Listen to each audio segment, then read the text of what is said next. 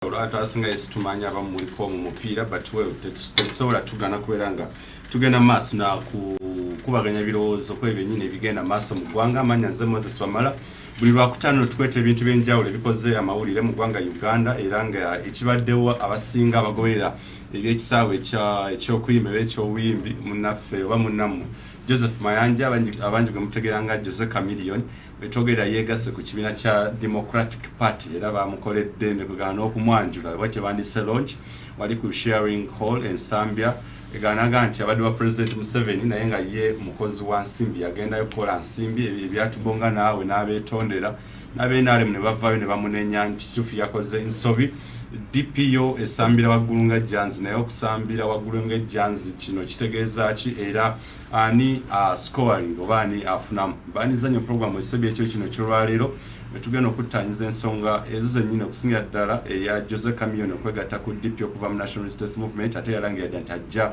kuba road mayor w'okwesimbako omukulu Elias Lukwago ssaako n'abalala abanaabeera mu race.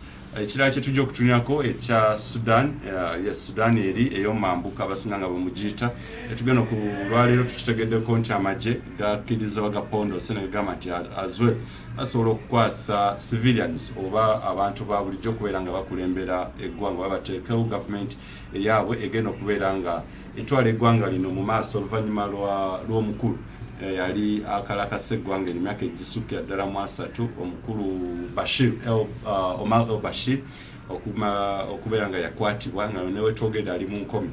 Tugenda okubeera nga tutanyako ensonga n'okuwaako ku updates ez'enjawulo mu abalindira omupiira ku UBC kitalo nnyo kitalo ddala.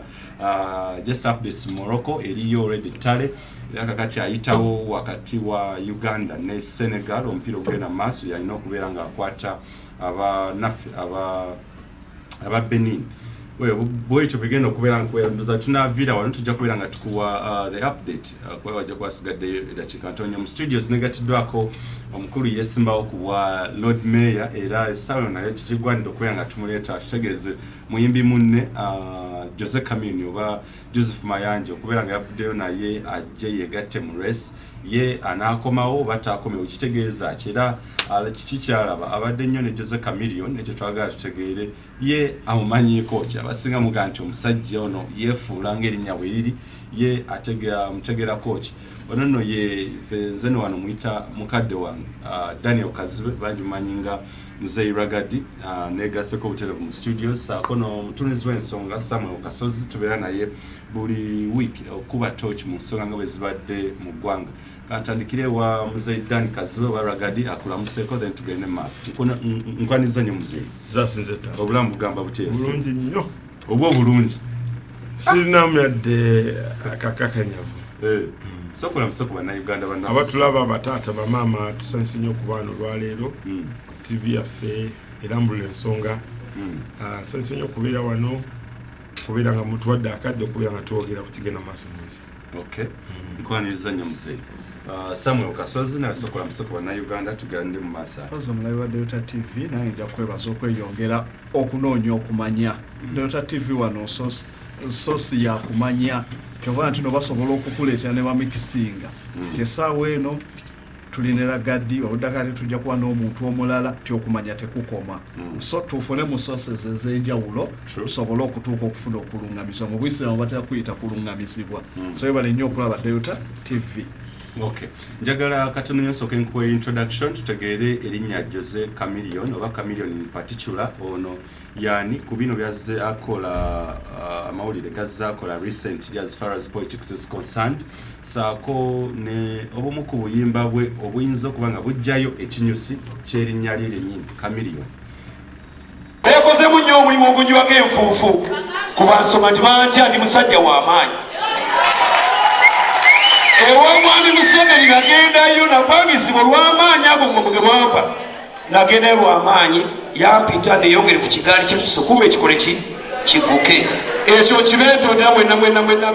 Joseph Mayanja atuukidde ku bodaboda nga zigenda mu ssaawa 8 wakati mu kwerekerwako maama we ssaako baganda bategeeza nga bwali mu kibiina kya DP okubeera kyatayinza kwabulira.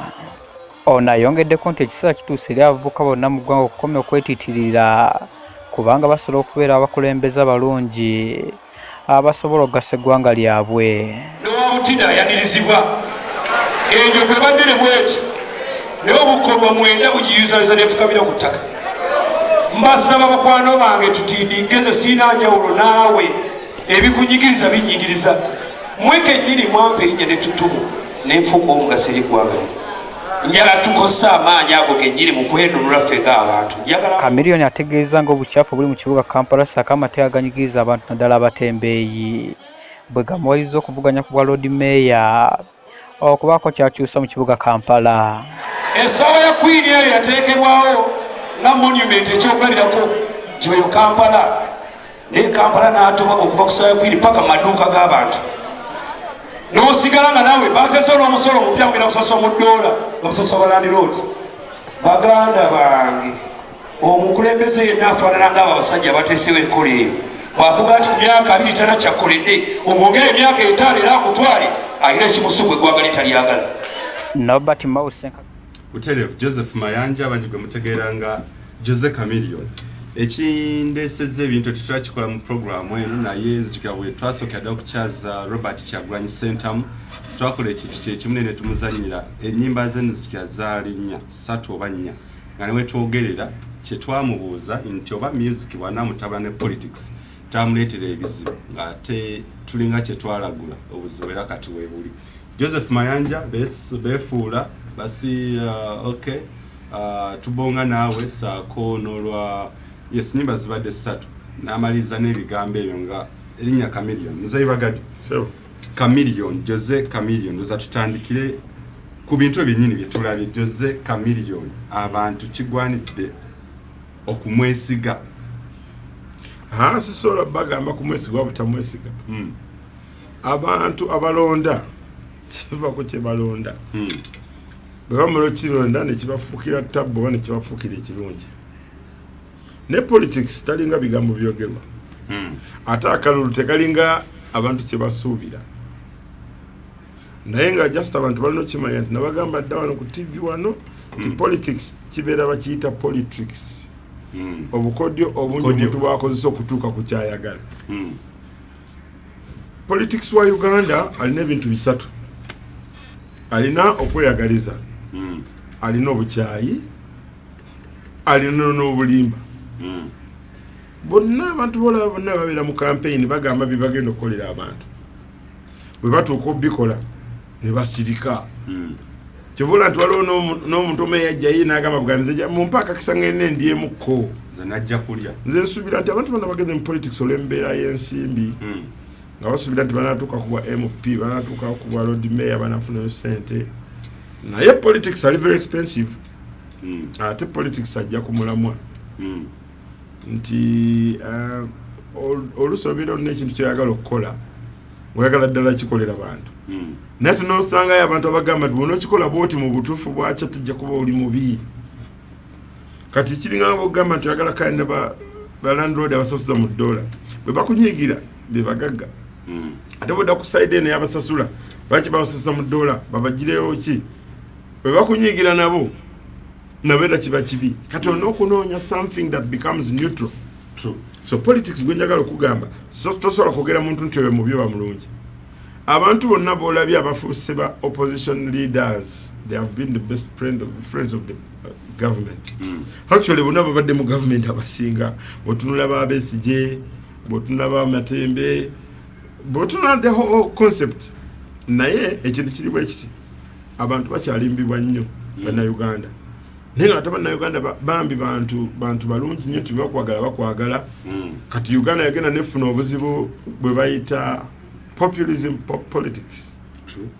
Nti abantu si basiru ne bagenda ne batuuka ekiseera ne balaba nga beesimbyewo be bantu be bamanyi oli n'agamba zikamuwa akalulu n'omubuuza naye ogenda muwa akalulu ku kiki kye yali akoze mu kyalo gy'ava kikyakola mu kyalo gy'abeera kikyakola ku mikwano gye. Kati nze bw'oba ng'onoonya akalulu bannayuganda nze kyenjagala obabuusayo kimu weebuuza omuntu life ye ti mu life ye family yagikoledde ki kutandika ku family abantu abasinga obalaba n'omulaba ng'ayogera ebigambo ebirungi notuuka ku family baganda be ne bagamba mwana oyo gayi singa afa then notunula gyavudde mikwano gye waliwo akulaakulanye waliwo gwayambye bw'omalaawo tunula abazadde be muzadde wamwoge omanyi waliwo abantu n'abazadde nga baava ku baana baabwe bagamba mwana ekyana ekyo singa Katonda akijjamu sino kitwala mu ttaka but what I'm trying to say I don't want to be partisan sagala kwesigama ku side ya kuvuluga muntu oba biki kwanza nja kwesimbawo mu Lord Mayor okomawo biriyo kyolina okumanya naye abantu bonna batandise campaign kati I just want to tell you in trouble tulina 2019 2020 2021 abantu abagenda kuzanyira ku bwongo emyaka 2 oba gumu kitundu kale gubala gumu kitundu buli wogenda mu politics olina okusasulira akatebe ne soda gobanywa n'ebizindalo biyimba but what I want to tell people lwaki Uganda n'obuzibu politics yafuuka economic politics nti abantu bagenda okulaba kamiliyoni basooke bamulyeko sente ze ate nga tebajja muwa kalulu Muzeyi kankusabe tutandikira wennyini ompe perspective yo ku Jose Chameleone yes. okujja mu race nawe jo confirming anti ogenda kujja just in a flash ngenda kuba nkomawo okyali program weswe bili nkyagala nnyo ebigambo bya Muzeyi Rugard mulese for a reason nti abayimbi abaludde mu industry abategeera bulungi nnyo ate gyevuddeko nafunako interaction naye Muzeyi Rugard nti the problem the country is now going to face nti obuzibu bw'eggwanga bigenda okubeera nga isiŋŋana maaso eyo nti buli muyimbi kaakati okuvaayo ayagale ajje mu kintu is it bad yes or no weswe birekomawo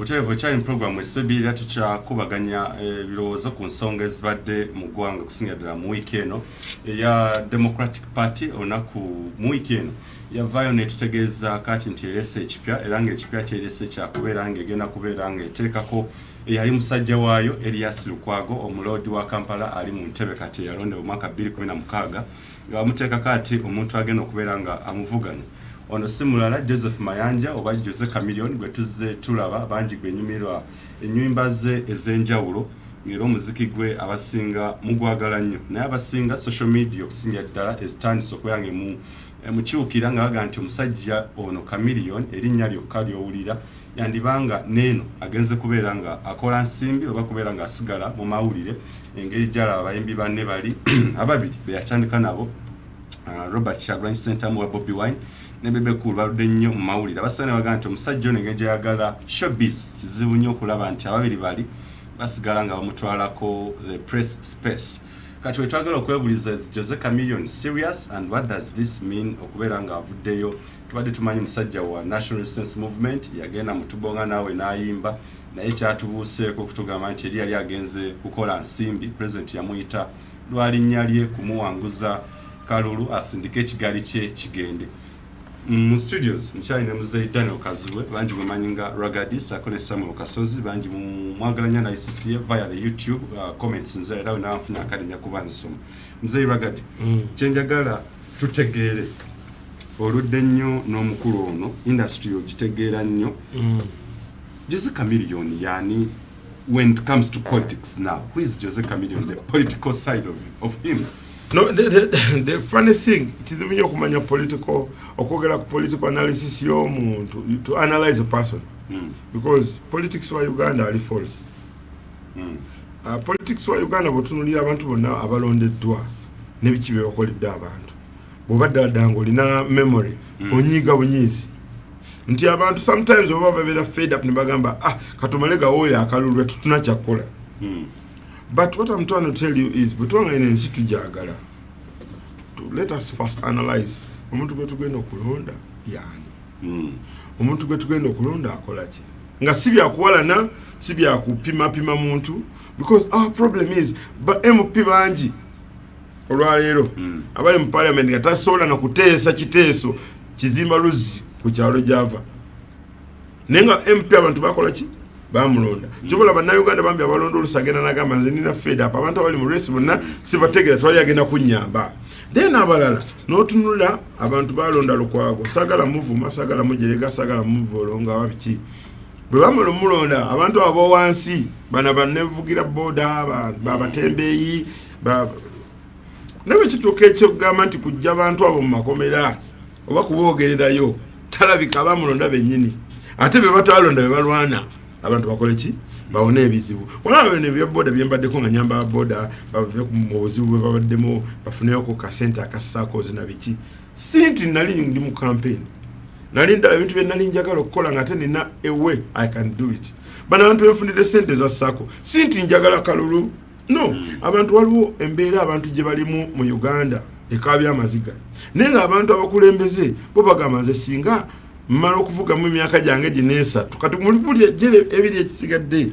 akalulu kajja atandika okugula ambulance bameka abanagenda mu ambulance eyo bameka abanaafa ambulance batwala ba mu ddwaliro bakikola kulaga abantu nti balina kye bakoze naye nga tebakoledde bantu so at the end of the day nze byonna byonna ntandika obbiraba ntandika okutegeera politics wa Uganda before nali nga sinesimbawo nali sinabitegeera nga waliwo ebintu ebingi ebiri false abantu bye balimba abantu nti ngenda kola bwenti ngenda kola otunulira abantu bonna abavudde mu NRM either afuka independent oba afuka opposition naye tekitegeeza nti gyavudde ddala avuddeyo Chameleone oza yavudde mu NRM ebyo bigambo byange n'ebigambo byo saagala njogere bwentyo njagala ngambe bwenti nti even the person voting you agamba naye nesiga nti omusajja ono eyayimba akayimba ka tubonga naawe but on the other side anti okuba anoonya sente yakayimba ako yakayimba bamuwe sente ekale nze nesimba wandabako mu kayimba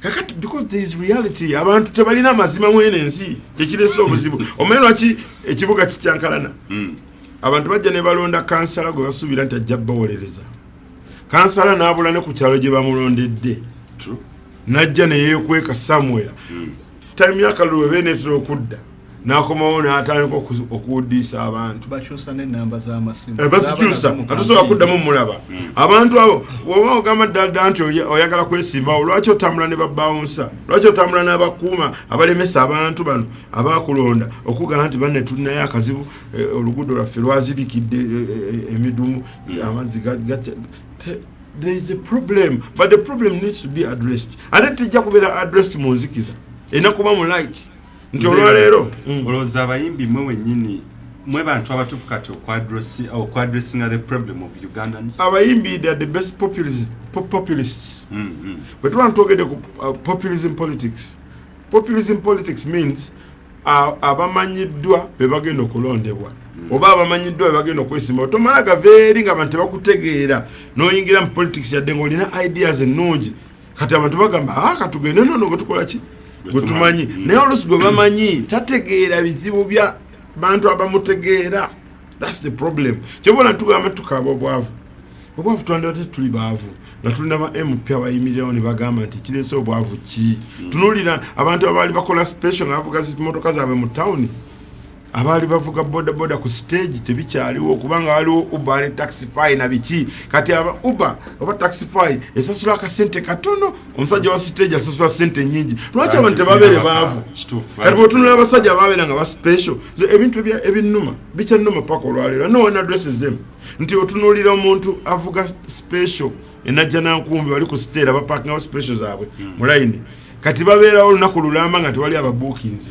olw'ensonga nti waliwo omuzungu yajja n'aleeta Uber atali munnauganda n'atandika system ya Uber kati Uber eri very cheap for anyone omusajja wa stage yasigadde mu bwavu kati olwo babayambiddewa these are the problems byeŋŋamba abantu tunonye n'abantu nga balina amagezi amazaale kisookera ddala tunonye n'abantu nga baasoma balina zi masters tuleme kugwa ku bantu ng'agamba nze nasoma bwe nava simayo gugundi butekiniko nesomayo nembajja okusoma kwe yakugatta bugasi bw'amala okuba nga yasoma tunoonye amagezi ge genkanawo aga common sense nga amagezi aga bulijjo nga ngenda okuwumuzako omuzeeyi Ragadi wajja ne weesimbawo mu kalulu akalu 2016 ku kifo ky'obwa road mayor munno mukwano gwe nnyo Chameleone avuddeyo naye alangidde nti agenda kujja kitegeeza ki Chameleone okuvaayo kugwe kitegeeza tewaliwo democracy mu Uganda ekyokubiri kitegeeza ti buli agala okwesimbawo asobola okwesimbawo tewali gwe bagana kukola ki wesimbawo bakubira mu tekiniki zaabwe okubiramu ze zino akyenjagala ogamba abayimbi bannange kubanga abayimbi bangi bavuddeyo olw'ensonga nti industry yajolongebwa nga bw'olabye taxi Uber ne Taxify nti olwaleero abayimbi lwaki bayingira mu politics bye bafunangamu ssente tebikyaliwo. Okay. Copyright control died. Kati copyright control yafa ne tujja tufuna bano ba Abitex ba Balamu be ba promoter bazi show ngate luli Ragadi yakolanga show kululwe nafuna ssente ze. Kati promoter oyo ajjana kukugira mu bero oba na Braze gendo kwa sponsorship. Bogenda tebakwa sponsorship bawa oli promoter bwe bamanyi nekitegeeza tokyayinza kwekolera kivulu kyo bana tokyakola kivulu kyo ngate abantu bakumanyi ate nga ngati tuli mu populist politics bwogenda wesimbawo omuyimbi sente zafuna zisinga eza minister ne mpingo bagasi baba okola weekend emu nga nkoze kivulu kyange kirungi ne mfuna 15 okumala mwezi mfunye milioni zange nga 7 mu nazijeko byonna kati mbasimanyi ono alinze 2.5 ne kati bagenda okutunanga byonna bifudde tebiriwo baga katwesimbe we are popular ne waliwo okubeera popular sagala kuvuluga bayimbi kwandize ndi muyimbi waliwo okubeera popular nga amagezi aga politics tokola ki togalina amagezi aga politics ge magezi agayinza okujja abantu mu bwavu. Politics means how are you going to lead these people? Osobola okujja abantu mu bwavu n'obafuula medium si bagagga ne bafuula medium naye oyinza kibuuza bakibuuza muganda nga sijja mwogera mannya naye nga tasobola kwogerayo policy emu jagenda okugamba nti if I am to help people tutandike na bulimi. If I am going to help aba Kampala batalima tutandike ne circles tuteke mu sente nga ziliko ka interest katono abantu bakole business basinga okumanya aba bazayo mpola because it is about omanye n'ensiro ky'abantu bagala zimanyi obukulembeze biki because abantu balaba bali ku kisenge tebalina sente banoonya omukulembeze n'aba step efuna sente kati olwojja okwogera ku kigenda okuleeta sente ng'owekizimba asaba mu $, ate ng'ebintu abantu babitunda mu shilling. Kakati owekizimbe naye akugamba interest ya banka nene singa mugisalako kyekintekesa mu $, bwe musalako interest nange nja kukkiriza sente za bulijjo. That's the problem. Okay. Mkulu Kasozi. So okay, tutunulire Jose Chameleone as a personality nga bwabadde mu music. Social media has been a wash of a lot of stories kugamba nti now on personality DP Gwendo sinze okunemwane launch okumu recognizing. What does this mean mu politics wa Uganda and Chirekawa Democratic Party ng'ekibiina? Okay, so twaina mu luzungu batanga okugamba akagero nti a dying man catches the straw. Ti omuntu waaba afa yeekwata ne ku kaweka akali mu nnyanja akeekwatako. The weakest point. DP nga political party saawa eno it's an obsolete political party eringa eyafa. Ekigambo kyokozesa si kinene nnyo Kasozi. Obsolete kye kintu ekiri no longer in use. DP eringa party eyafa. Wotula obukulembeze bwa DP nti mawu mu DP omukulembeze agenda okusinga okuba gwe tuyita oba toxic leader. Toxic leader akwata obukulembeze ng'ekintu kirungi n'akijja ku level gye kiika ey'obulungi n'akitta.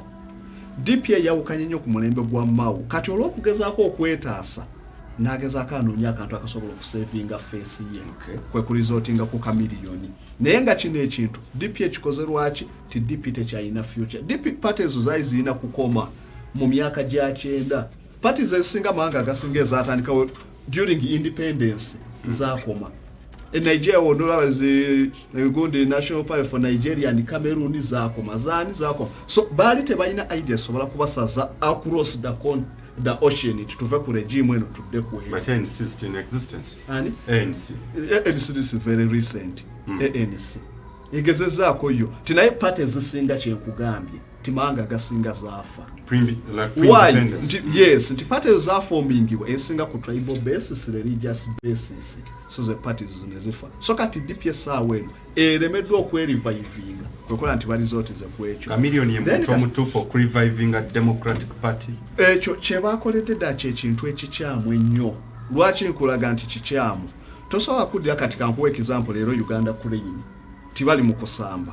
Tutraininze omwezi mulamba naye tuka ku lunaku olw'okusamba omupiira n'oleeta ata training ajja akulembera olugoba oluteebi abaana abatraininga then baliddirwe baliddamu okutraininga nga muleeta abalala ne mubanyigawo. Political parties zibeera n'abaana. DP balina UID yafulumya abaana wano abali productive NRM ngaina UIM bamuwanga lutaya bani abana bavudde mu structure za party batuuse we bali kwatidde obukulembeze bakwate ebifo mawu ogugumuka eri ojokiwa omuntu atabangana ku political party osobola otya okuddira abaana abasomye obwa faaza baba batuuka ekiseera bakwate obwakadidina bakwate omukulu w'ekigo waaki then nojja kubanga oli abadde masheeke mu basiraamu watutumu nojja n'omuwa obukulu obalira amagezi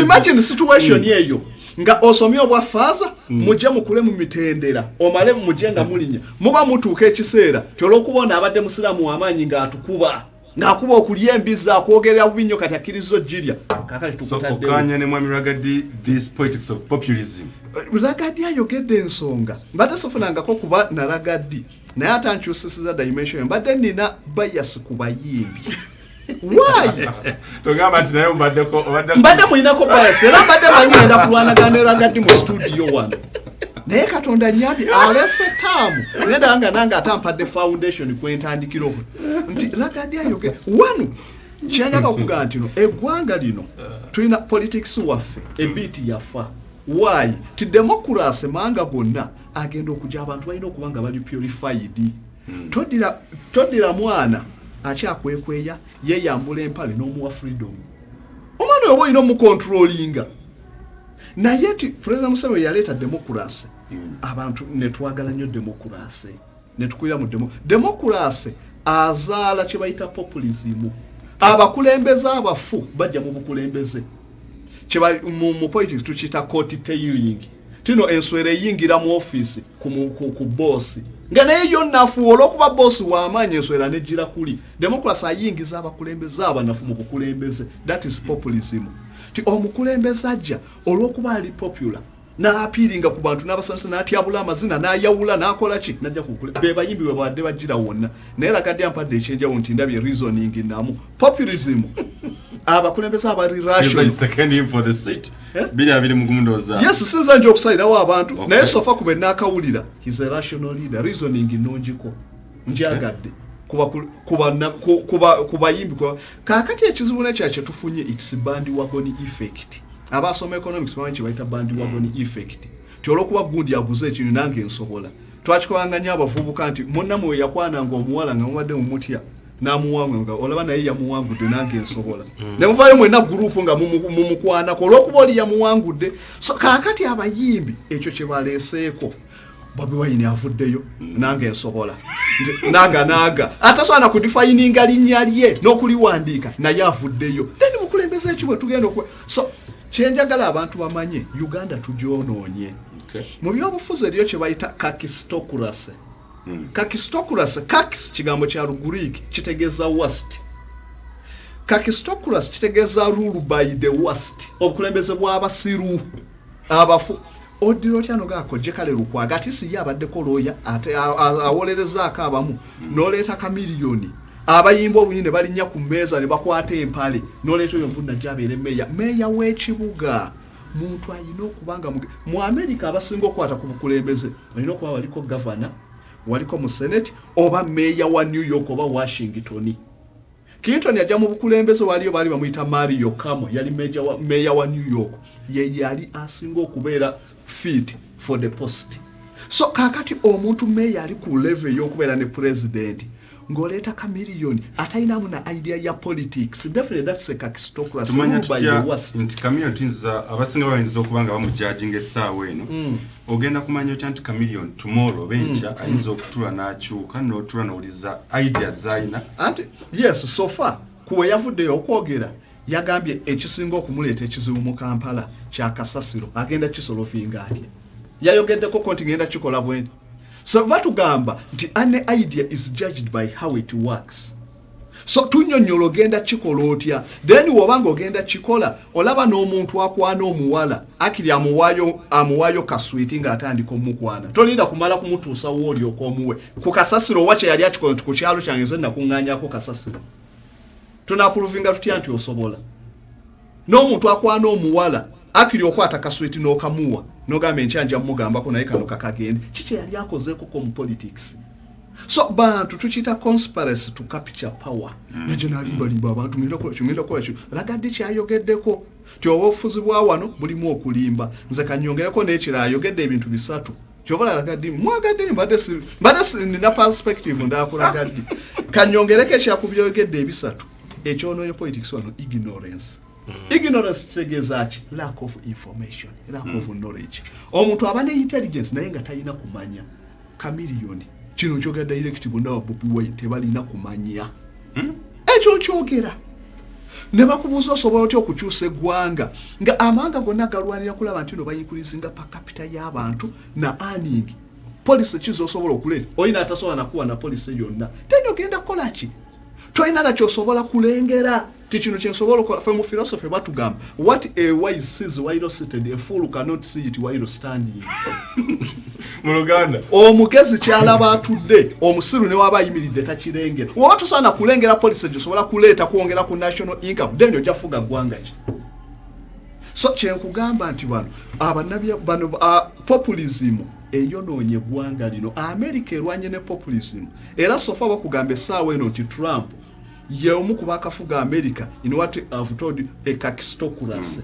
Trump government yebadde omuntu atukokola statement recently naga nti batandika we bali balwana mu American Revolution 1777 bawamba ebisawe by'ennyonyi 26 ate nagamba ennyonyi zatandika okukola 1909 oyina amagezi yewunyisensi ntino nagenda okuwasa mukyala wange akaana kaffe twali twakazaala dda ngate wamuwasa wamulepinga bulepinzi bifonga tuni. So kyenkugaye tino okuleta abakulembeze yes abakulembeze abatalina ku reasoning tosobola kujja lukwago n'oleta kamiliyoni. Njega tutunulira ensonga ya ignorance gyogeddeko bakulembeze abantu bangi complaining anti even Ugandans ne President Museveni mutwalira yagenda okujja ku kulembeze ekanga bwekanze nga abufunyi naye nga naye teyali fit DP ignorance sagara like I'll be open with this like Norbert Mao basinga mutwalanga intellectual wotula naye you get interactions with him oli daddala omuntu aina future mu ngalo zeggwanga ng'agirina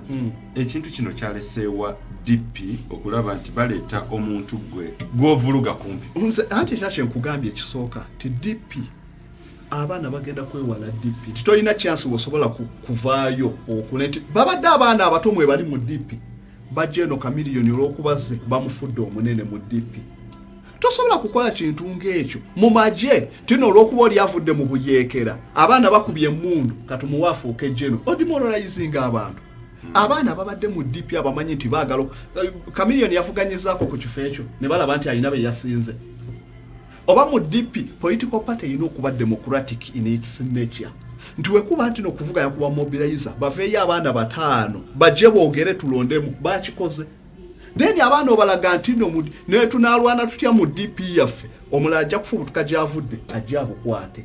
So ekyo ekifaananyi kibi nnyo tikigenda okutta political parties wano e Uganda. Kiki kyolaba emabega w'ekintu kino ekyalo nkyejo biki byolaba emabega what's behind? Okay, so kyekugambye kino kyonna ti DP olw'okuba teyina achievement bagezaako okwetaasa mu bantu okusevinga face yaabwe kyeyo kyokka kye bagezezzaako naye n'ekira nti DP kyekugambye nti party yafadda DP wotuna kye bayita oba nga Kicheni refuse buli bye bajja mu ffumbiro bayiwa kasasiro wa DP buli alemye avudde mu party bakaluba omaze okugwa then obamaze naye aze mugundi bamaze okukuba kubwe mupi naye olw'amazaze anoonyawo waafiirayo n'otunira Abedi Bwanika ayina political party namba eyiye.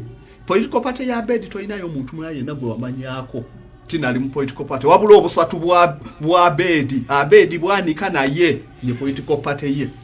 Olemeddwa political party efudde aze yeegase ku DP namwe muwero kaminze ali eyo talina na achievement yonna wabula be bali wali abawero kaminga party yate eri kuki then kyekyo are you building a political party kiki byo batugamba byo tuba tusoma Bible nti abaana ba Katonda be bakiika ne Sitaani najja abaddipi bakiisa ne ku Sitaani gwa Abedi guli muli. Okay, tugenda kuba mu kiru kino esemba tutunule tulabe the future of Uganda's politics nga tutabisemu bannabya abayimbi music versus politics okyali mu program with baby noza ekintu ekisinze ku sounding so ironical to me tonight ekya Samuel Kasozo kuga nti yes abayimbi naye nawa Mzee Ragadi, respect, that sounds so unique. Bobi Wine lwalivaayo nze nandaga reasoning etegeera bane wa president, someone who is next to God.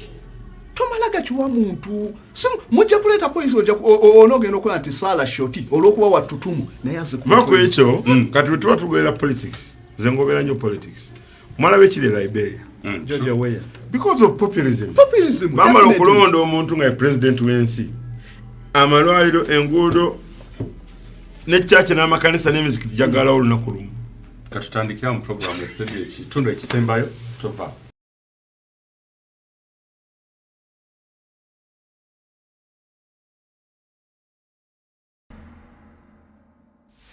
Uteleva abali ku social media reactions mpitirivu nnyo abali ku WhatsApp basinga I don't know kikyeka Kasozi ne Mzee Ragadi babasanyudde nnyo na message yawo Mzee Ragadi ku WhatsApp nti Kenzo ogamba si Ed Lule Kenzo ganti kituufu twasubwa omutwe gwa Mzee Ragadi twali tulina okubeera n'abantu bwe batyo tetwetaaga bamanyi mateeka kubera n'abagamanyi wekanga abantu atera bakyayavuwala bantu bonna ku street batambula balina stress twetaaga omuntu ategeera ekizibu so si agenda okwogera ekizibu. Okay jeje ogamba nti Kasozi ne Ragadi twandifunye shows noza bilibili buli week amagezi muliro. Okay.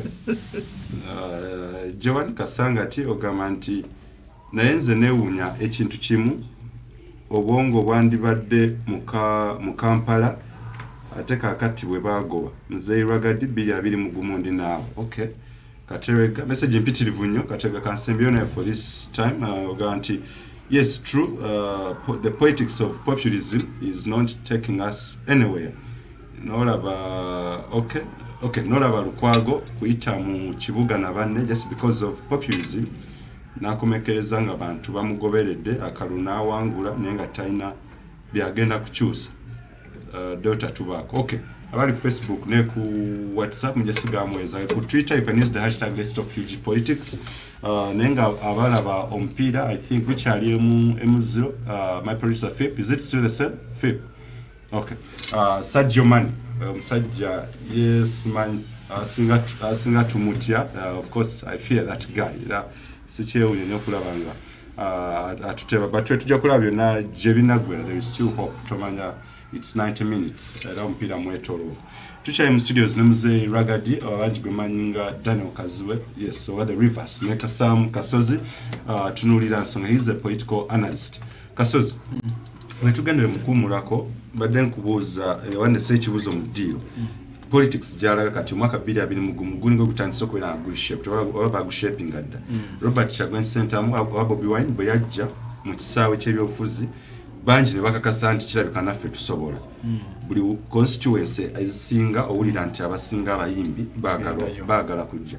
Kitegeeza ki mu byobufuzi bya Uganda okulaba nti abayimbi abangi be basuubira nti balina eddoboozi n'erinnya okwegatta mu byobufuzi? What does that mean? Okay, so kyenjaga okulaga abantu nti no waliwo different spirits behind different people nti omuseze kimuyamba okugyayo omulambo kitambo ate pastor kimuyamba okusabira mwoyo mutukuvu ti omuyimbi the only weapon abayimbi gye basinga okuba nayo bannakatemba tino kujja kusanyusa abantu omuntu namulonda lwa ssanyu tikatolu bwama kufukula ofukuzi lubuto n'akanula amaaso kimulonza ku bwemupi then nosanga omulaji okujja atyabula amazina kimulonze ku bwemupi tikakati esawa eno politics yava ku muntu ategeera ekyokukola politics nadda ku muntu just asanyusa tiwotulanga kakati kasole mupi kasole yajjanga kuwemula bw'omusa abakyala baagala kikasolo abakazi baagala kikasolo ekyo nekimuweesa obwemupi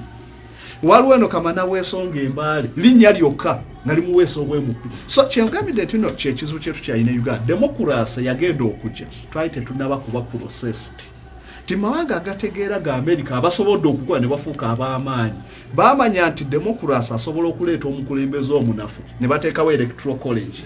Electoral college erimu abantu abategeevu abamanyi national objectives. Yes, tinaye wano Uganda twayita democracy ataliko control, tin'omusiru atalina kyategeera alonda. Kyenjaga abantu bamanye mawanga ga America gabungereza okulonda okwasooka ba aristocrats abantu abalinanga abagagga be balondanga. Abakazi batandika okulonda 1914. Then ne bajja ne batu ne mu mawanga ga kati state nga Kentucky mu America omusiru talonda. Era omusiru tavunaanibwa. Uganda tulina abantu abali totally green nga talina na kyategeera wabula avayo buvi kujja kulonda. So abantu ngabo we babanga be bali mu politics ngaba abalonzi baffe be electorates they are not informed. Eggwanga terisobola kuba na future etegeera. Fera batuga nti no abantu abali mu politics nga tebamutegeera, it's a political problem. Mawanga agenjawulo balonze ku bakulembeze bwe batyo. Liberia batuwaddeko example wano era recent ekine achievement ya George Weah yajenyizo kugaja akozeko yagulawo church ye pastor ya achievement kuba president. That is populism. Ufaransa bayinako Louis Philippe Olienizi monarchy. Louis Philippe yalianga mu restaurant eziri cheap. Louis Philippe natuka isanga n'enviri tayagala kusanirira afaanana abantu populism. Olieni monarchy yagwa. So tuina konga gundi twafuna konga gundi tusone president ya abaddeko wane Wesela Liyoni mada bagera ne overthrowing yaliko president bali abana nga musanvu bana batonyo nga bali guri bali bafana mu northern state bava kulwana bakomawo babanje omusala president yadduka buddusi ne bakwata obukulembeze ne badibagasira Liyoni. So abantu abo nabali ignorant about politics bagenda kuonona politics wachi wegwanga. So kyendaga tesobola kuba na ggwanga nga balina Rwanda Kagama ategeera nga Uganda mulina omuntu wali almost insane nti ye president. Kandete ekibuuzo kino kyambadde oli ku Twitter. Okay. Moses, thanks for the program. Okay, thanks for watching. Oga nti mbuliza Mzee Ragadi kiki ekisobola okutereza Kampala apart from the populism politics he speaks about. Nango marochi mbuzi kankiddemu ekisookera ddala kusooka kulonda bukulembeze butuufu. Ng'abantu abanna Kampala njagala nkubulire batandise creating cities outside Kampala. But do you know the fact that Mbarara yokesobola okukola nesinga Kampala? True. Naye ng'omanyi lwaki balina obukulembeze bwe balonda ng'omuntu gwe balonze ayinza okutegeera embeera yaabwe. Kyekisookera ddala bakola obukulembeze nga bwakweyagalira si bwakukaka. Obukulembeze bwe Kampala bwakukaka abantu balonda kibalonda nga tebakimanyi. Funa omuntu nga ategeera ekibuga Kampala nga yazalibwa mu Kampala akulidde mu Kampala amanye ennaku ya Kampala.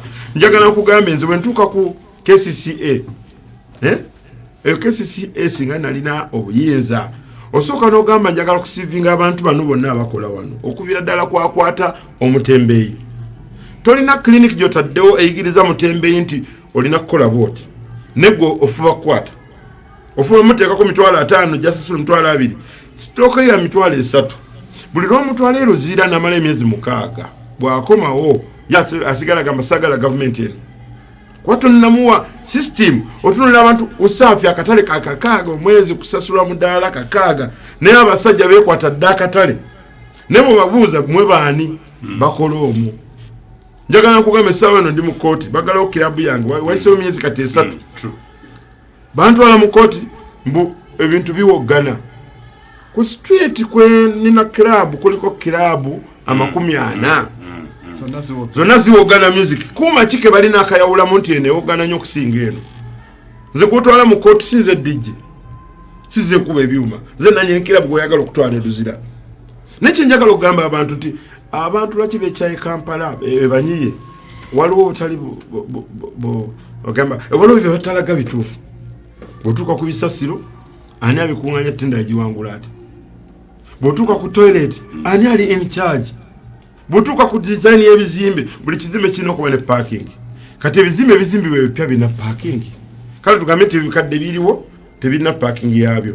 Then tuyiye multiplex system ya auditing yaabwe kyegenda okuyambako mu parking wakyaliwo space gye basobola okuzimbako tower ejyako emmotoka okujjawo akalipagano.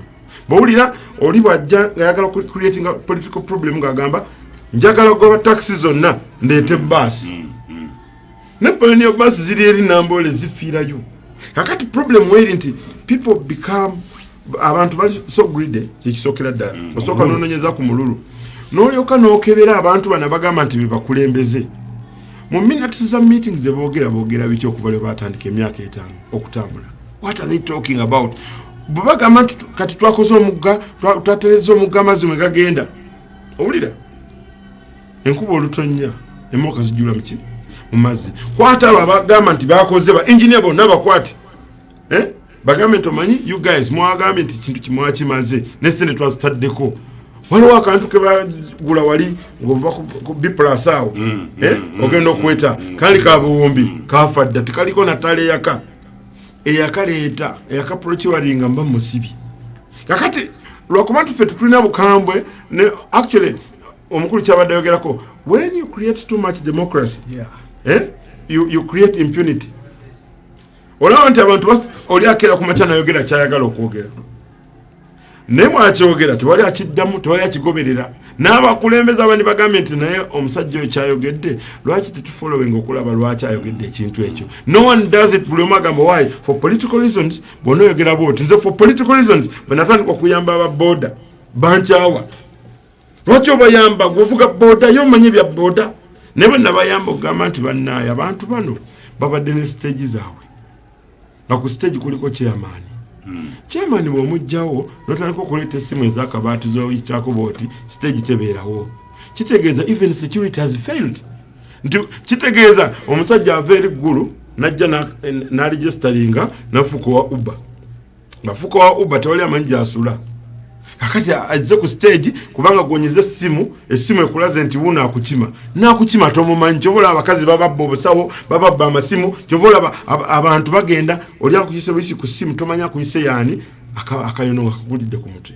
So those reasons zetulina okukologama nti Kampala yakutereera Kampala okutereera kwayo tufune road mayor nga tajja mu buzibu bwa kumulaba bantu bagambe nti anakyakoze mu kooti ayagala nnyo kujja mu kooti njagala abeerewo ku lunaku lw'abatembeere babakwata alabe obulumi abantu be bayitamu naliko mu kkomera ly'abatembeere nga babakutte oli n'agamba nabadde ntambula n'akasero ka caayi nga katwalira mulwadde ne bagamba nti ntunda caayi kyekindiisi wano bagala emitwalo 5 mu kooti ne ngamba so gwe tolina boogerero tewali ayogerera batembeeyi kyekisooka tewali ayogerera bano abasiika capati naye gwe banoonyerezeeko lwaki basiika capati embeera yabatwala okusiika capati awo teri muntu ayagala okubeera nga nesigiri awo ku luguudo kakati embeera bwomala ginoonyerezaako gwe gamba tonina ekifo watadde nagenda nenkayana ku kintu kya sande abantu babagamba abatembe babawadde sande gye bakolerako naye okwo kubasindika mu bwavu open market bwegikola ku sande nga banka zigaddewo bwe bakola sente zaabwe baziteekawa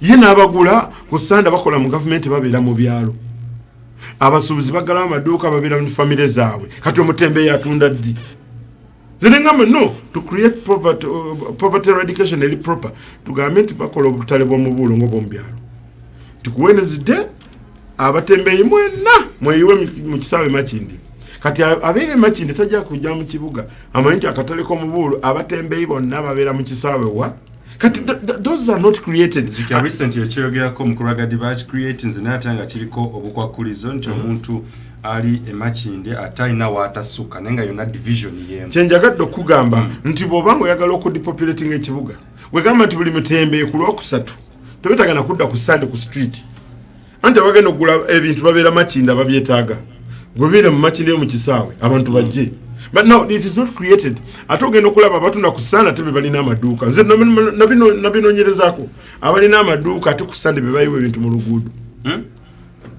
abalina amaduuka ate ku sande be bayiwa emaali mu luguudo w'omutembe byatunda bya ku mukono naye bw'otuuka mu luguudo olwo ebintu bye batunda si byabatembeeyi ebintu bye batunda oli ateekawo stock n'akulagira babuze akatono kutunda ntebe na TV oli n'ateekawo ebintu byonna ate nga tugamba nti olunaku lw'abatembeeyi kati olunaku lw'abatembeeyi why are you helping them on a Sunday when everyone is going to church?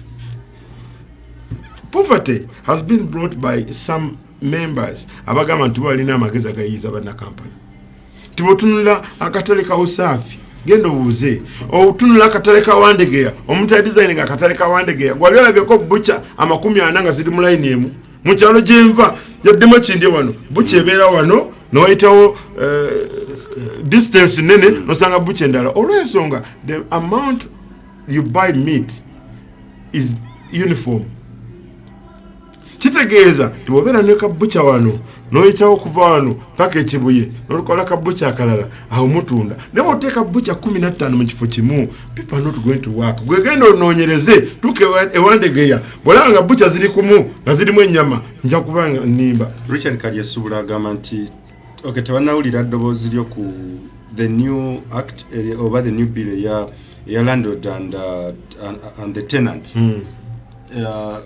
Like your take on that, Mukuragati? My take on that, mu 2016 April nga 16 nakola kye bayita bailout plan abantu bagenda ku Serene Suits.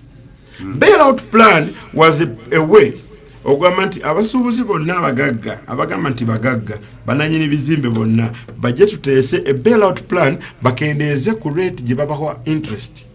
Kati abasuubuzi bagamba bati fe interest ye tukola obubi batwala ebizimbe byaffe. Ebizimbe byaffe nga tebannabitwala twagala singa banka zitwa ku rate ennungi tetujja kucharginga mu $. Lwaki bakucharginga mu $?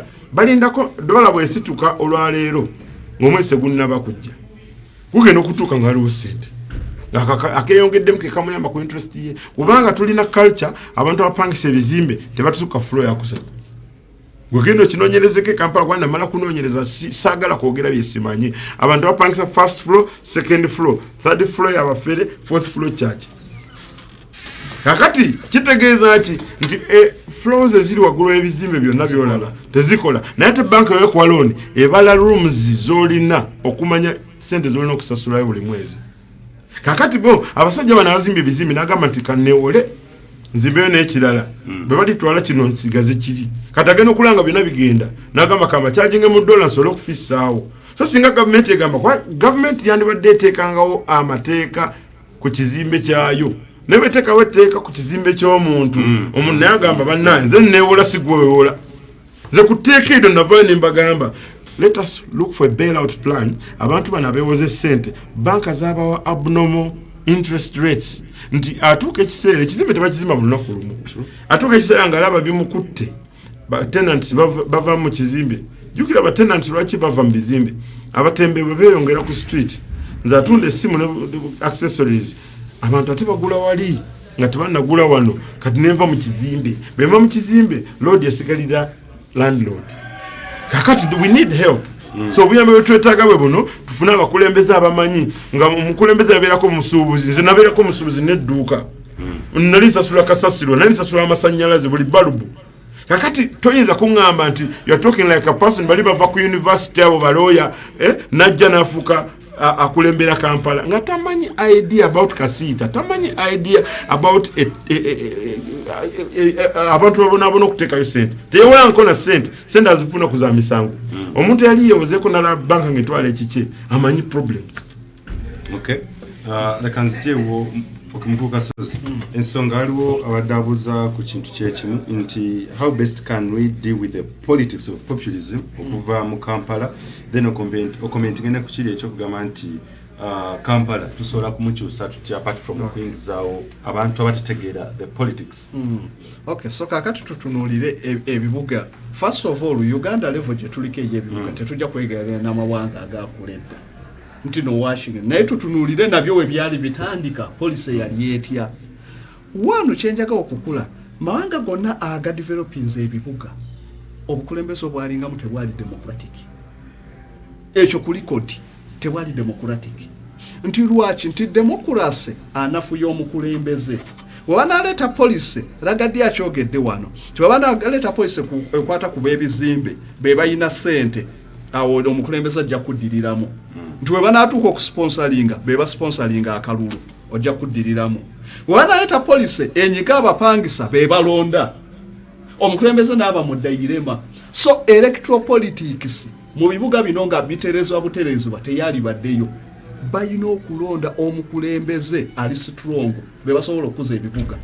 Mawanga gonna abakulembeze abatandika nyinza okuwa St. Petersburg Russia kibuga kya 12 ku bisinga obunene naye kyazima ku mulembe gwa gundi Peter the Great 1700 naye yaddiranga abarasha n'abakuŋŋaanya abasajja bonna mu sama mu Russia yonna mugende muzimbe ekibuga ku mpaka n'abagamba you die in it today your children will enjoy it tomorrow abafa ne bazimba ekibuga ne so amanga gonna electoral politics yayonoona ti contradiction ejja kubeerawo nti nkole kino ate nyiga bano nkole kino nyiga bano so politics nayonoona ebibuga so mu nsonga eyo kiba tekijja kutereera ku police ku gundi ensonga eno gyoyogeddeko eyakye y'abapangisa ne balandiroodi wano we wali weakness ya gavumenti issue eno teyalibadde ensonga singa tubadde ne gavumenti abamanyi what to do singa tubadde n'abantu abasobola okutula ne basooka basomako ne bagamba mawanga amalala bakikola batya tosobola kujodictatingire muntu azimbye ekizimbe kye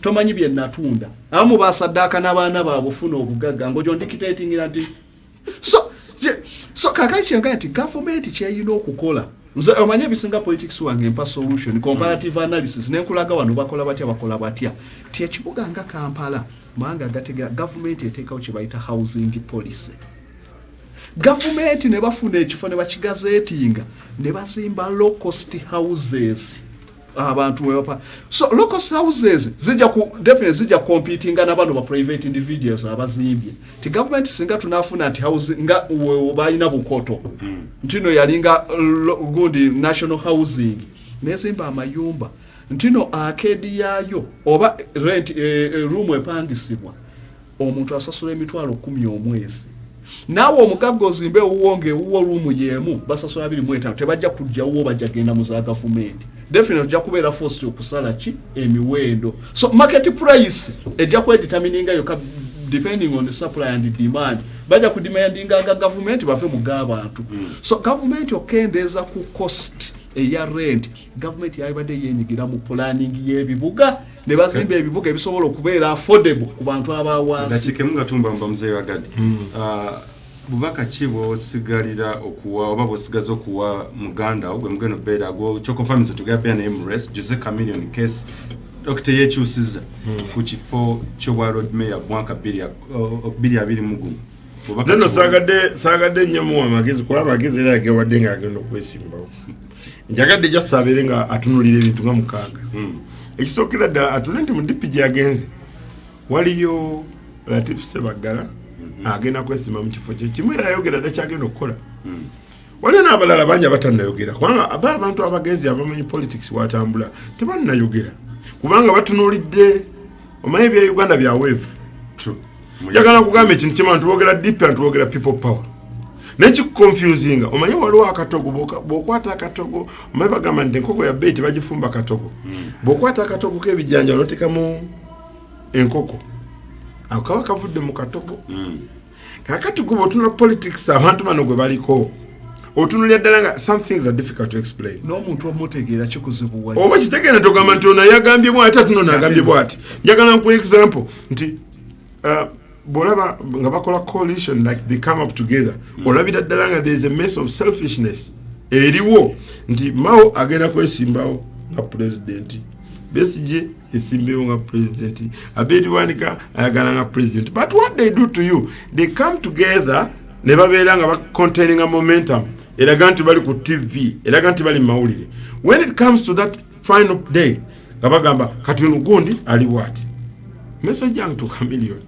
aleme kufuka victim of circumstance atuke ku last minute bamugambi munaye fe tulina wafi kwa mugambi national mobilizer it is impossible you cannot become a national mobilizer not mobilizing for a party before that is one two there are people who have been doing that for so many years and they are looking at him amanyenti yagenze omenga bokkiriza n'ogamba nti kawesiga omuzigo oyite mu kyalo kirimu embwa ekiro bajja kuluma omanyi njagala otegere nakuba tuli mu 2019 2020 2021 obanga otandisa abantu okukulya yadde emitwalo 10 buli lunaku bw'otuuka mu 2020 mu gw'omusanvu oba tosobola nagula mataka njagala nkugamba because politics in Uganda became money minded abantu batolina sente don't talk to them kyobulaba nti ate kyalina okumanya nti abantu bakeeping a record kyewayogera last week okyogera this month nokyogera the other month babi comparinga kyovola nti bagamba nti omusajja ono aleka alwana n'omusajja ono w'olwaleero nti you have to be ate politics n'amagezi njagala omuwa olina okuba clean. Okay. Olina okuba kubanga abantu bakunoonyerezaako n'ebitakwatagana kasita oyingira mu politics beera very clear nga tokwananko mukazi wa muntu eyogedde ensonga nga tottangako nga tobbangako ng'oli very clean because these people will intimidate you. They will talk everything they think about you.